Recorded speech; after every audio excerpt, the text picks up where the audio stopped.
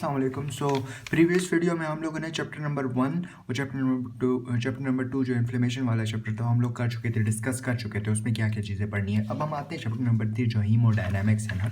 ये बहुत ज़्यादा इंपॉर्टेंट चैप्टर है लेकिन बहुत छोटा सा चैप्टर है, ठीक है। इसको मैंने एक बुक में जो है वो डिवाइड किया हुआ है, ठीक है। मतलब छोटी सी बुक है, आप कहीं भी जाके गाड़ी में बैठे हुए हो, आप कहीं पे भी क्लास में कहीं पे भी बैठे हुए हो, आराम से आप इसको रीड कर सकते हो। So make your book like छोटे छोटे सेक्शंस में डिवाइड कर दो बुक को, तो वो बहुत ईजिली जो है वो आप उससे रीड कर सकते हो, ठीक है। हीमोडायनामिक्स के मैंने वीडियोस बनाई हुई हैं, you can go and watch those videos और वो ईजिली एक्सप्लेन हो जाएगा, ठीक है। अब इसमें हाइपरीमिया कंजेशन का जो डिफरेंस है वो करना है, नट पे लिवर पता होना चाहिए, chronic and acute and chronic pulmonary congestion, acute and chronic hepatic congestion, ये करने हैं, ठीक है, ठीक है। फिर इसके बाद जो मैंने नोट्स बनाए हुए ना, तो उसमें आप लोग देख लेना, बहुत इजी हो जाएगा। एडेमा करना है, ठीक है। एडेमा के बाद हमारे पास एडेमा की क्लासिफिकेशन करनी है, प्रॉपर्ली बुक में क्लासिफिकेशन नहीं लिखी हुई, ठीक है। हमारे पास लाइक लोकेशन वाइज क्लासिफिकेशन होती है, पैथोफिजियोलॉजिकल क्लासिफिकेशन होती हैं इसकी, ठीक है।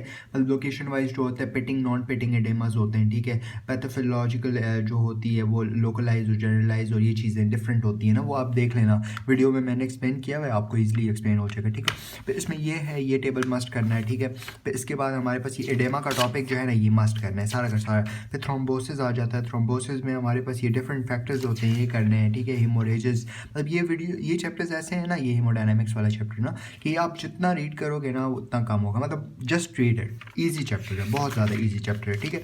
हीमोस्टेसिस, थ्रोम्बोसिस, ये चीज़ें कर लेनी है। अब थ्रोम्बोसिस में ना एक ये जो क्लॉटिंग पाथवेज होते हैं ना, एक्सट्रिंसिक पाथवे, इंट्रिंसिक पाथवे, यहीं पे लिखा हुआ है, प्रॉपर्ली ऊपर ऊपर से कर लेना है, ठीक है।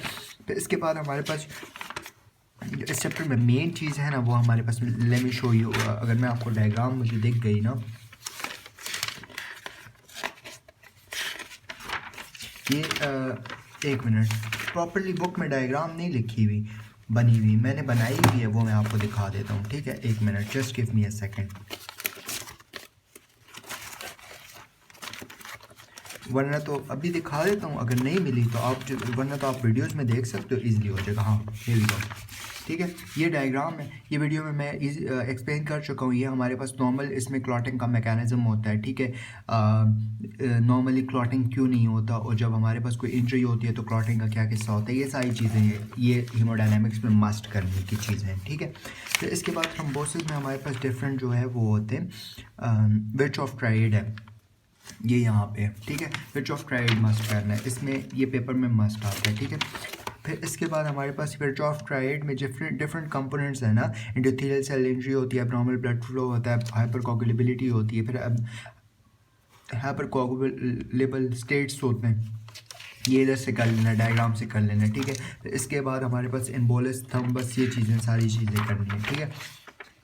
एम्बोलिज्म वगैरह, एयर एम्बोलिज्म की टाइप्स पता होने चाहिए, पल्मोनरी होता है, सिस्टेमिक थर्मोएम्बोलिज्म होता है, एयर होता है, फैट होता है, एमनियोटिक फ्लूइड होता है, एयर होता है, ये सारी चीज़ें करनी है, ऊपर ऊपर से कर लेना है। लेकिन ये मतलब कुछ अब KMU जो है उसमें हमारे पास SQs ख़त्म हो चुके हैं, ठीक है। थर्ड ईयर के अब MCQs होंगे, SQs नहीं होंगे, लेकिन UHS वगैरह में और खान के जितने एग्जाम्स होते हैं वहाँ पे अभी भी SQs वगैरह चल रहे होंगे, ठीक है। तो उसके लिए आपको ऊपर ऊपर से कर लेना है, ठीक है।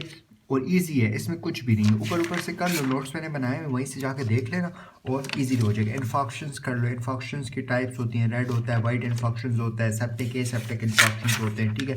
फिर इसके बाद शॉक जो है मोस्ट इंपॉर्टेंट है। शॉक का ये वाला टेबल, टाइप्स ऑफ शॉक पता होना चाहिए, stages of shock, progressive, non progressive shock, irreversible shock, ये चीज़ें कर, रिवर्सिबल शॉक, ये सारी चीज़ें करनी है। फिर सेप्टिक शॉक जो होता है, इसके जो ये डायग्राम दी गई है ना रॉबिन्स में, ये मस्ट करनी है, ये बहुत ज़्यादा इंपॉर्टेंट है, ठीक है। ये तो मस्ट ही करनी है, ठीक है। और ये इन्फेक्शंस की वजह से सेप्टिक शॉक होता है, ठीक है। अच्छा, सेप्टिक शॉक हो गया, स्टेजेस ऑफ शॉक हो गया, बस ये सारी चीज़ें इसमें से कर लेनी है and you done with your haemodynamics, ठीक है। फिर इसके बाद नेक्स्ट हमारे पास चैप्टर है इम्यून सिस्टम वाला। अभी इम्यून सिस्टम वाला चैप्टर जो है ना, वीडियो तो मैंने बनाई हुई है, आप अगर वो वीडियो सिर्फ देख लो ना तो it is going to be sufficient for you and you don't need to read the book, ठीक है। इम्यूनिटी का चैप्टर आपने रॉबिन से नहीं करना, वो आपने लिवेंसन से करना है, लेकिन कोई लिवेंसन नहीं पढ़ सकता ना, तो जस्ट गो फॉर मेरे नोट्स जो मैंने बनाया, वीडियो बनाई है, वो जस्ट वो देख लो, इम्यूनिटी की, it's gonna be enough for you guys, ठीक है। अच्छा, फिर इसके बाद हम आते हैं न्यूप्लेशिया पे। Neoplasia the most important thing, you can ever imagine, ठीक है, थर्ड ईयर पैथोलॉजी में, ठीक है। इसमें डिफरेंट टाइप ऑफ कैंसर होते हैं, मैं ऊपर से सिर्फ बता दूंगा, जैसे ये लिस्ट है, ठीक है। नॉमेनक्लेचर आपको पता होना चाहिए, बिनाइन मैलिग्नेंट ट्यूमर्स के बारे में आपको पता होना चाहिए, इनके डिफरेंसेस का पता होना चाहिए, ठीक है। फिर इसके बाद नॉमेनक्लेचर तो मस्ट है, ठीक है। एनाप्लेजिया का पता होना चाहिए, मेटाप्लेजिया का पता होना चाहिए, ठीक है। इसके अलावा डिफ्रेंसिएशन स्टेजेस ऑफ कैंसर हो गया, ठीक है।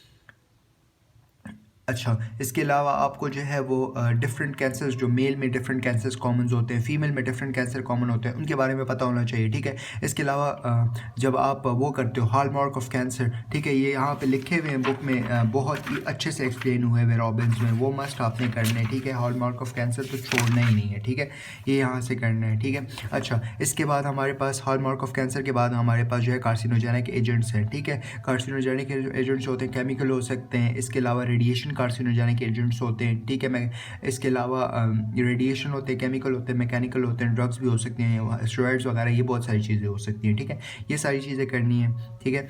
इसके अलावा आपने जो है वो ऑन्कोजेंस का पता होना चाहिए, प्रोटो ऑन्कोजेंस के बारे में पता होना चाहिए, ठीक है। ये सारी चीज़ें आपको मस्ट पता होनी चाहिए, ठीक है। That's it. Lab diagnosis of cancer भी आपको अच्छे से आना चाहिए, ठीक है। ये सारी चीज़ें हैं, ये आपने करनी है, बाकी मैं नेक्स्ट वीडियो में बताता हूँ, जान हो रही है।